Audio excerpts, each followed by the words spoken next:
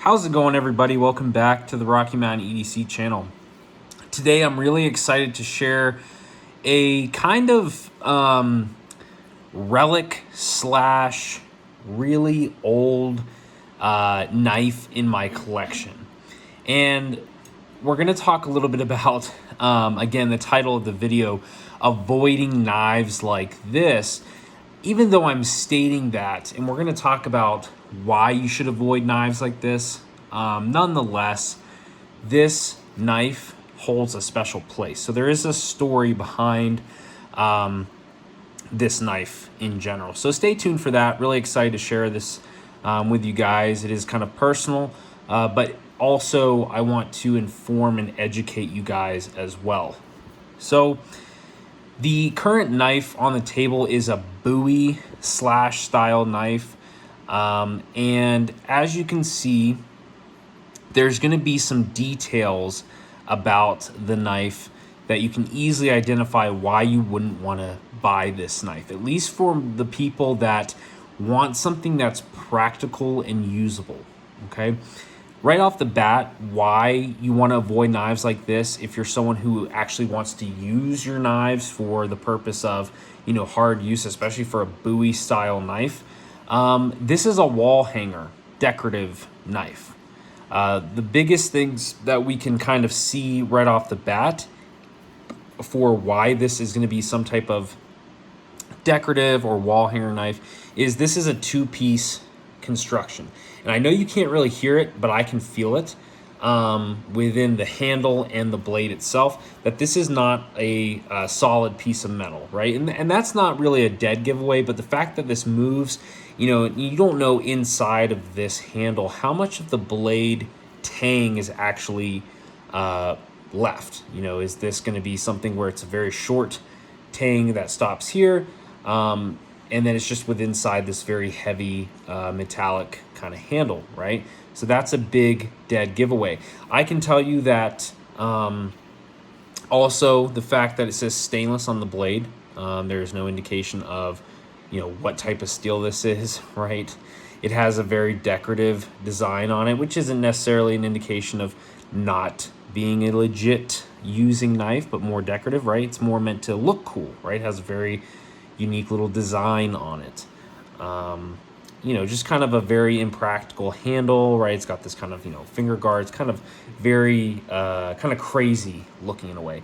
For me, the first test that kind of revealed to me, and this was a long time ago. I mean, this is when I was like 12 years old, that this knife was not something of anything special, was I took it out in the woods and I was just kind of, using it as I guess a 12-year-old would with a large knife out in the woods, and the tip bent. Doing not much anything crazy, just cutting some trees and cutting some sticks, right? And I guess I was trying to pry it or do something with it. And yeah, and for considering this is a Bowie kind of style knife, doesn't even have, this is a fake edge here. You can just tell. If you've been around knives enough, you can tell this is not legit, right? Stainless steel, inconsistent satin grinding, just kind of imperfections within the edge itself. I know you can't really see it on my camera, but the edge itself is not really great. There's not really a sharpening choil or anything like that on it. And again, the tip, you can just look at that.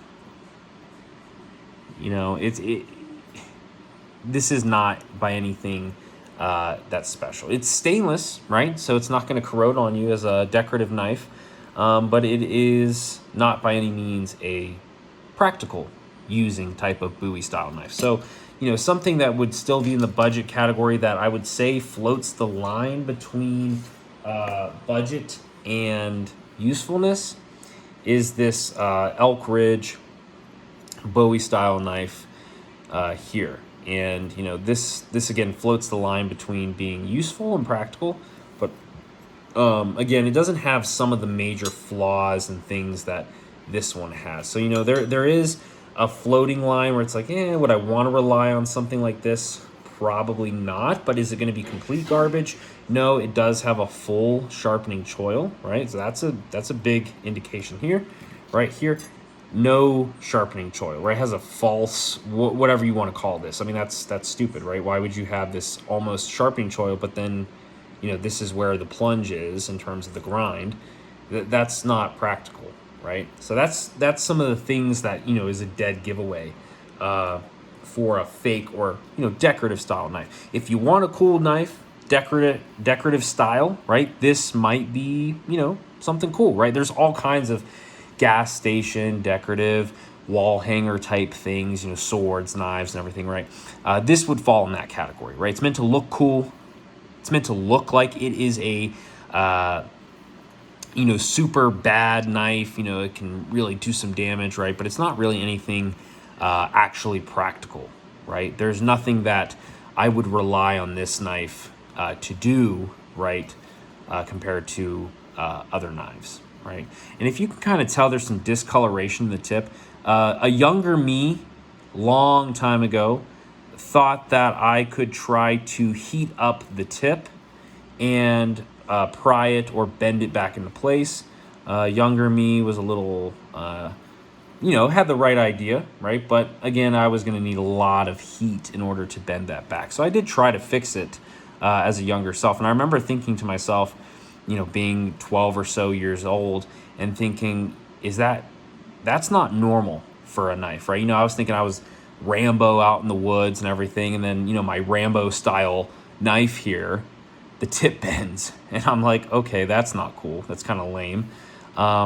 So kind of funny. But the backstory behind the knife itself, this was something that I had seen in my grandfather's house down in his basement. He had all kinds of cool things down in his basement. And this particular knife was always hanging up on his wall down in the basement. I remember being a kid going and visiting my grandpa and going down in the basement and always seeing this knife and thinking how cool that knife looked. And again, younger me, much younger than what you should handle a knife, always looked at it and wanted to, essentially touch it so bad because, there's something intriguing about dangerous, sharp objects to young boys, right? So I always saw this, always wanted it. So I had seen it for years. And this knife holds a special place in my heart because after my grandfather passed away, some of those belongings got distributed to the family. And this was one of the things that I had got or received from my grandfather's belongings that were distributed. So, this holds something special, even though I talk about avoiding knives like this, right? I wouldn't recommend you purchase knives like this if you want a practical, usable fixed blade, right? But for me, this knife has kind of a magical aspect to it. When you're a kid, you have big imaginations. And for me, this was the coolest, baddest knife that I had seen in the real world, not in a movie, right? Kind of deal. And so it means a special place in my heart due to that connection with my grandpa. And, every time I pull it out and I kind of look at it and think, I think about those memories, about seeing it. And I think about my grandpa and, kind of his mindset and, kind of being prepared and kind of, grandpas are always, just something different. They're special.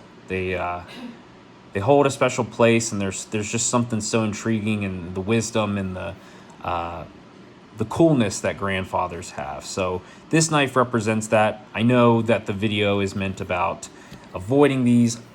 Again, little special side story with the knife itself. But please, if you are looking for a practical knife, avoid knives like this. Looking for some flaws, especially in terms of the quality of the steel, right? Inconsistencies in the edge grind itself, lack of a true sharpening choil, rickety construction, not a solid piece, right? Just kind of, if it looks super cool to the point where you're not sure if it's legit and it's not having any type of marketing. I don't know what company made this. I mean, it's probably got from a fair or something, right? That's a dead giveaway. So avoid knives like this. They're not going to be useful. They're decorative by all means. So keep that in mind.